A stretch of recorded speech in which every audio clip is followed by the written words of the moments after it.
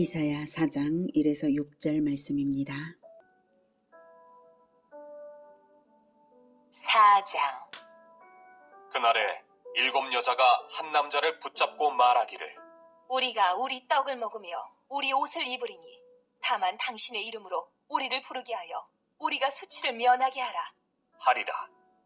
그날에 여호와의 싹이 아름답고 영화로울 것이요 그 땅에 솟아는 이스라엘의 피난한 자를 위하여 영화롭고 아름다울 것이며 시온에 남아있는 자, 예루살렘에 머물러 있는 자, 곧 예루살렘 안에 생존자 중 기록된 모든 사람은 거룩하다 칭함을 얻으리니 이는 주께서 심판하는 영과 소멸하는 영으로 시온의 딸들의 더러움을 씻기시며 예루살렘의 피를 그 중에서 청결하게 하실 때가 됨이라. 여호와께서 거하시는 온 시온산과 모든 지폐 위에 낮이면 구름과 연기, 밤이면 화염의 빛을 만드시고 그 모든 영광 위에 덮개를 두시며 또 초막이 있어서 낮에는 더위를 피하는 그늘을 지으며 또 풍우를 피하여 숨는 곳이 되리라. 사랑하는 형제 여러분, 2월 13일 월요일 저녁 묵상에 오신 것을 환영합니다. 이사야는 남유다 우시야 왕이 죽던 해인 주전 739년부터 본격적으로 남유다에 대해서 예언 활동을 시작하여서 주전 701년 아수르 왕 사네립의 예루살렘 침공 사건을 겪었고요. 또 히스기야 왕이 죽은 주전 687년 이후까지 활동을 했습니다. 유대 전승에 의하면 이사야는 주전 680년경 므낫세의 우상 숭배를 반대하다가 톱으로 켜서 죽임을 당했다고 합니다. 이사야는 여호와의 종 메시아의 초림과 순환과 영광, 메시아의 통치와 종말적인 현상 및 하나님 나라의 완성된 모습 등을 많이 예언했습니다. 그래서 신약의 복음서에서도 가장 많이 인용된 선지서입니다. 전체 66장으로 이루어진 이사야서는 크게 세 부분으로 나누어지는데요. 35장까지와 그 다음 36에서 39장까지와 40에서 66장까지 이렇게 1부, 2부, 3부가 되는데요. 먼저 1부인 35장까지는 악한 세상에 대한 심판 예언과 남은 자 회복 약속을 주로 주제로 하고 있고요. 2부 36에서 39는 히스기야 통치 시대에 있었던 역사적 사실 세 가지를 기록을 하고 있습니다. 그리고 3부인 40에서 66장까지는 이사야 시대로부터 100년 내지 150년 후에 있을 바벨론 포수 및 귀환에 대한 예언과 또 택한 백성에 대한 하나님의 구원 사역, 메시아 왕국의 영광 이런 것들을 중점적으로 예언을 했습니다. 이렇게 크게 대별하면 이렇고요. 다만 각 부 안에서는 또 시간적 순서로 기록된 것은 아닙니다. 일부 안에서 제1부 안에서도 12장까지는 남유다에 대한 심판 예언 및 남은 자에 대한 구원과 보호 약속을 말하고 있는 중인데요. 2장부터 본장 1절까지는 1절 여기 심판이죠. 본장 1절까지는 여호와의 날에 있을 메시아 왕국의 도래와 악인들에 대한 준엄한 하나님의 심판을 경고하고 있습니다. 그런데 2절부터는 정반대로 반전된 장면을 보여주고 있죠. 즉 전장인 3장에서는 하나님께 의뢰하지 않고 세상 것들을 의지하며 종교적 도덕적 부패가 극심한 이제 남유다를 지적하시면서 심판을 당해 멸망할 것이지만 그래서 심판당해 멸망할 것이지만 남은 자는 즉 언약에 대한 믿음으로 의로운 행실을 지킨 신실한 자들은 심판날에 도리어 축복과 영광의 날이 될 것을 예언하고 있는 것입니다. 전장과 연결 지었을 때 뜻이 더 분명해져요. 그래서 먼저 1절을 보면 그날에 7 여자가 한 남자를 붙잡고 말하기를 우리가 우리 떡을 먹으며 우리 옷을 입으리니 다만 당신의 이름으로 우리를 부르게 하여 우리가 수치를 면하게 하라 하리라. 네. 3장 말미에서 그날에 즉 바벨론에 패하여서 화를 당할 날을 예언한 것의 연결입니다. 3장 24, 25, 26절은 제가 읽어드릴게요. 그때 썩은 냄새가 향기를 대신하고 노끈이 띠를 대신하고 대머리가 숱한 머리털을 대신하고 굵은 베옷이 화려한 옷을 대신하고 수치스러운 흔적이 아름다움을 대신할 것이며. 자, 이게 예루살렘의 여자들의 그 방탕함과 사치스러움, 허영심을 먼저 말하고 난 다음에 그것이 이렇게 바뀔 것이다 라고 심판을 선언했죠. 너희의 장정은 칼에, 너희의 용사는 전란에 망할 것이며 그 성문은 슬퍼하며 곡할 것이요 시온은 황폐하여 땅에 앉으리라. 이렇게 앞서서 시온의 딸들의 사치와 방탕함을 말한 뒤에 이렇게 심판당할 것을 말했기에 본장 1절은 바로 그 심판의 맥락입니다. 그래서 그날에 7 여자가 한 남자를 붙잡고 말하기를, 7은 완전 수라서 7 여자는 많은 여자를 의미하고요.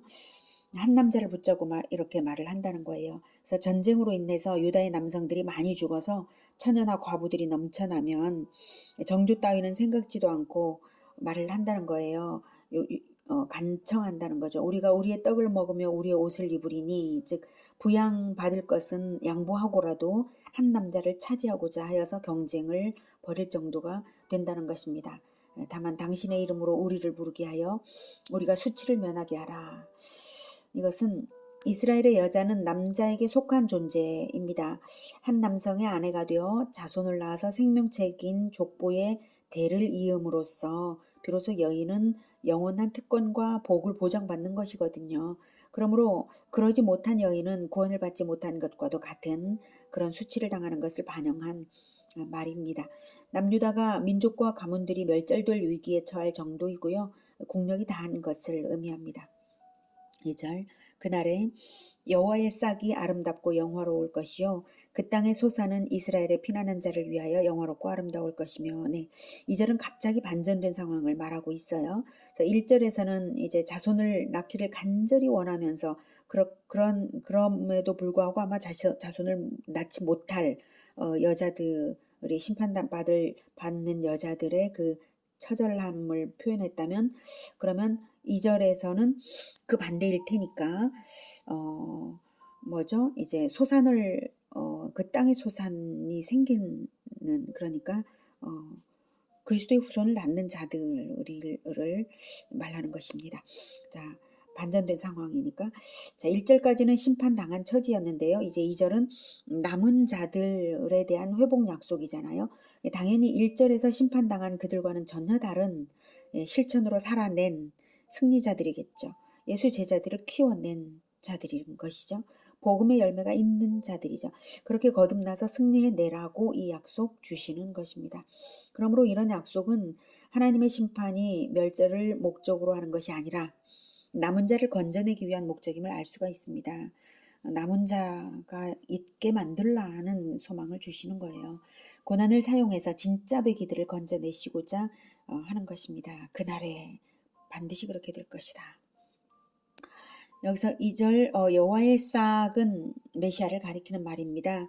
스가랴 6장 12절에 이렇게 말씀하셨어요. 말하여 이르기를 만군의 여호와께서 이같이 말씀하시되 보라 싹이라 이름하는 사람이 자기 곳에서 돋아나서 여호와의 전을 건축하리라. 그래서 이 싹이 바로 메시아를 뜻하는 말이고요. 그러므로 남은 자들을 위하여서 여호와의 싹, 즉 그리스도를 보내실 것과 그리스도의 영광이 아름답고 영화로울 것이고요. 또 그 땅에 솟아는 이스라엘의 피난한 자를 위하여 영화롭고 아름다울 것이며, 앞구절과 대구를 이루고 있죠. 그러니까 그날의 여호와의 싹이 아름답고 영화로울 것이요와 그 땅에 솟아는 이스라엘의 피난한 자를 위하여 영화롭고 아름다울 것이며. 이 부분과 2절이 한 구절과 또 다른 구절이 대구를 이루고 있어요. 그러니까 그 땅의 솟아난과 같은 게 뭐예요? 여호와의 싹이죠. 여호와의 싹으로 인한 결실이 바로 그 땅의 솟아난이 될 것이다. 이런 뜻이죠. 이스라엘의 피난한 자를 위하여 영화롭고 아름다울 것이란 말입니다. 여호와의 싹으로 인한 결실로. 그러므로 그리스도가 직접 자기 자신을 한날의 미랄처럼 희생하는 종자를 삼아서, 즉 미랄처럼 떨어져 죽어서 똑같은 예수 제자들의 번성이 되어 일어날 영화로움을 말하고 있는 것입니다. 궁극적으로 천국은 예수 제자들이 들어가는 곳이고요. 예수 제자의 번성의 정도에 따라 천국을 이루는 결산이 될 것입니다. 얼마나 번성했느냐에 따라서. 그 얼마나 번성했느냐라고 하는 것은 얼마나 잘 죽었느냐는 거죠. 얼마나 자기를 잘 심었느냐. 예수 그리스도께서 심으셨으므로 그 열매로 새로 태어났느냐. 이런 거죠. 이스라엘의 피난한 자라는 말을 통해서 곤경이 이스라엘의 피난한 자를 위하여 영화롭고 아름다울 것이며 이스라엘의 피난한 자가 되라는 뜻이죠. 곤경에 처하더라도 신앙을 잃지 않은 신실한 자들은 반드시 구원을 받을 것을 소망하게 하는 말입니다. 이스라엘의 피난한 자. 3절 시온에 남아있는 자, 예루살렘에 머물러 있는 자, 곧 예루살렘 안에 생존한 자 중 기록된 모든 사람은 거룩하다 칭함을 얻으리니. 네, 여기서 시온에 남아있는 자와 예루살렘에 머물러 있는 자와 예루살렘 안에 생존한 자 중 기록된 모든 사람은 같은 사람들입니다. 세 가지로 표현을 하고 있는 거예요. 즉 생명책에 기록된 남은 자들을 말합니다. 남은 자라는 것은 생명책에 기록된 자들이에요. 그러므로 시온에 남아있는 자, 예루살렘에 머물러 있는 자는 문자적으로 공간적인 예루살렘 거주자를 말하는 것은 아니죠. 그리스도의 영원한 신부인 새 예루살렘으로 인정된 자들을 말하는 것입니다. 그들은 기록된 모든 사람입니다. 즉 생명책에 당당히 이름이 있는 자들입니다. 1절에서 이런 수치 1절에서 수치를 면케할 남자를 갈구하는 여자들의 천박한 처지와는 전혀 다르죠. 전혀 다르게 3절에서는 거룩하다 칭함을 받습니다. 그리고 거룩하다 칭함을 받고 생명책에 기록이 된 거예요. 그러니까 자손을 낳았을 때 생명책에 기록이 되거든요. 여자들은 그렇지 않습니까? 그래서 기록된 모든 사람, 즉 생명책에 당당히 이름이 있는 자들입니다. 그래서 거룩하다 칭함을 얻었습니다. 칭의를 약속하고 계시죠. 거룩하다 칭함, 칭의를 약속하고 계십니다. 즉 원래 거룩하지 않았던 자들이죠. 그런데 그리스도의 신부로 남은 자들은 칭의 받아서 거룩한 성도가 됨을 말하고 있습니다. 어떻게 거룩해질 수가 있는가 하면 하나님께서 거룩하게 만드시는 방법은 바로 씻기시는 것인데요. 무엇으로 씻으시냐면 4절입니다. 이는 주께서 심판하는 영과 소멸하는 영으로 시온의 딸들의 더러움을 씻기시며 예루살렘의 피를 그 중에서 청결하게 하실 때가 됨이라. 그러니까 지금 이 남은 자들, 기록된 모든 사람, 거룩함을 받은 자들은 사실은 더러웠는데 씻기심을 받은 자들이에요. 무엇으로요? 심판하는 영과 소멸하는 영으로 씻기신다는 것입니다. 그리고 이게 때가 되면 하실 때가 됨이라. 때가 되면 그리스도의 때가 차면 행하실 일이고요. 또 예루살렘의 피를 청결하게, 즉 남유다 백성들이 잔인한 범죄를 많이 저질렀고 인신 제사까지도 많이 행하였는데 그 죄악을 비롯한 모든 죄로부터 청결하게 씻을 일이라는 것입니다. 그게 도대체 무엇으로서 그런 죄가 씻겨지겠습니까? 오직 우리 주 예수 그리스도의 거룩한 피밖에는 그 모든 죄들을 도말할 것은 없는 것입니다. 우리는 죄를 씻는 것은 오직 그리스도의 피밖에 없음을 알고 있습니다. 그리스도가 십자가에서 대속의 피를 흘릴 것을 전제로 해서 하나님은 그 당시에 이 언약을 주시고 계신 것입니다. 그러므로 1차적으로 바벨론 포로들이 회개하여 귀환하여서 하나님의 언약으로 돌아올 일이 그리스도의 대속을 전제로 함을 우리는 알 수 있습니다. 그리고 장차는 온 인류 가운데서 참된 그리스도의 신부, 즉 시온의 딸이 되는 자들에게 이루어질 일을 이렇게 예언한 것입니다. 그러면 심판하는 영과 소멸하는 영으로 씻으신다는 뜻이 무엇인가를 곰곰이 생각해 볼 때 보혈의 은혜를 진정 영혼 깊이 깨달아서 모든 죄가 완전히 도말되도록 성령께서 일하시게 될 것을 뜻한다고 하겠습니다. 예수님께서 내 말이 곧 영이요 생명이라고 하셨고요. 내 살과 피를 먹지 않으면 생명이 없다고도 하셨으므로 보혈에 젖어서 사는 영혼이 자기의 모든 죄를 십자가에 못 박아 심판하도록 그리스도의 영과 그리스도의 말씀이 철두철미하게 거룩을 완성하도록 그렇게 일하실 것을 뜻한다 하겠습니다. 그래서 시온의 딸들은 그리스도의 피에 완전히 붙잡혀서 그분의 종으로 자신을 내어드린 정결한 신부들이 될 수밖에 없는 그때가 될 것이라고 예언하시는 것입니다. 생각해 보십시오. 예수님의 피가 마치 쏟아지는 폭포처럼 나에게 쏟아내림으로 인해서 내가 거룩함을 입고 있는데 어떻게 다시 죄를 짓겠습니까? 그거 심판받을 짓이죠. 어떻게 다시 죄를 짓는단 말입니까? 예수 그리스도의 피를 능멸한단 말입니까? 그럴 수가 없는 일입니다. 그래서 심판하는 영으로 씻김을 받는 것입니다. 소멸하는 영으로 씻김을 받아서 죄가 소멸될 수밖에 없는 그러한 사람들입니다.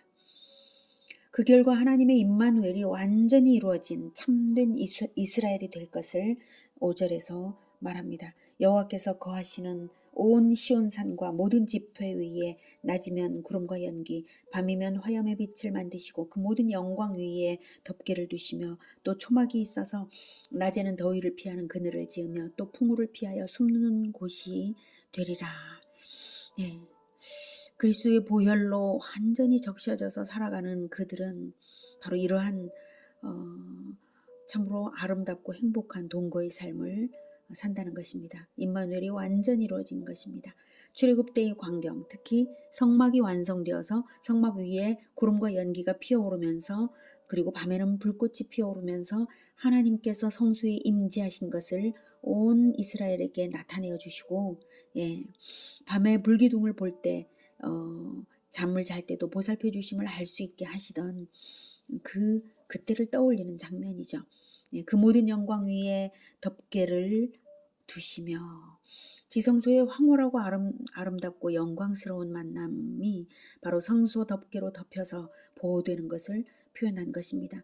마치 지극히 아름다운 신방의 교제를 덮은 것처럼 말입니다.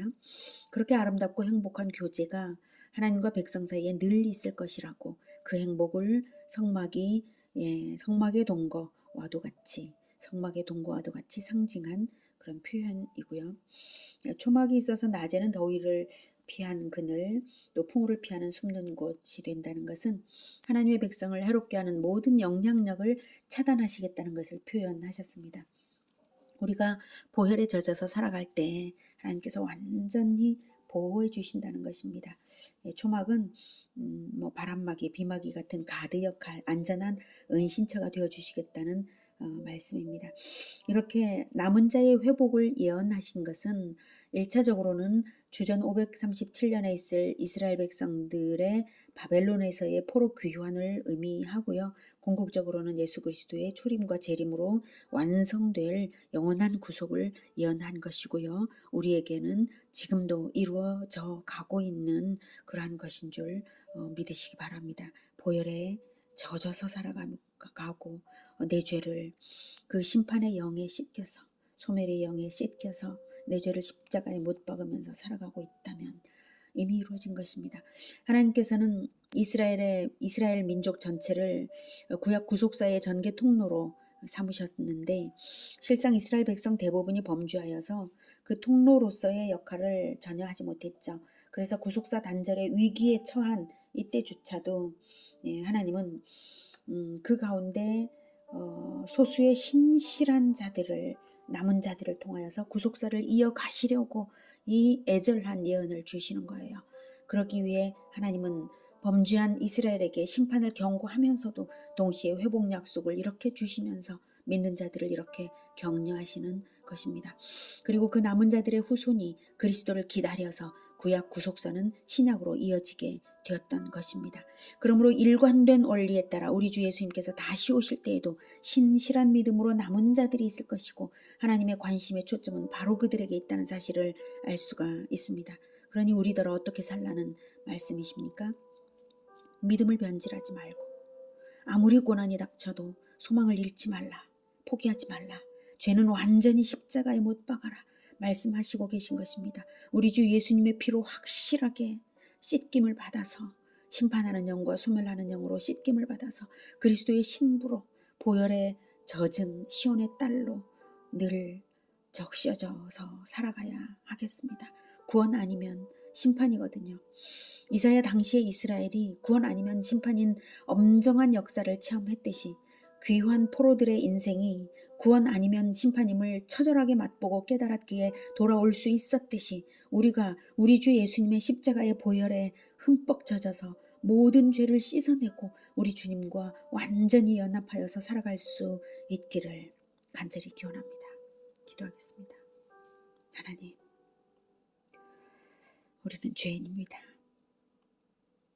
우리 죄를 도말라 하는 것은 오직 우리 주 예수 그리스도의 지금도 흘리고 계신 그 보혈밖에 없습니다. 날마다 보혈의 은혜에 젖어서 보혈의 은혜를 결코 잊지 않고 살아갈 수 있도록 도와주시옵소서. 우리 주 예수 그리스도의 보혈을 결코 능멸하지 않고 살아갈 수 있도록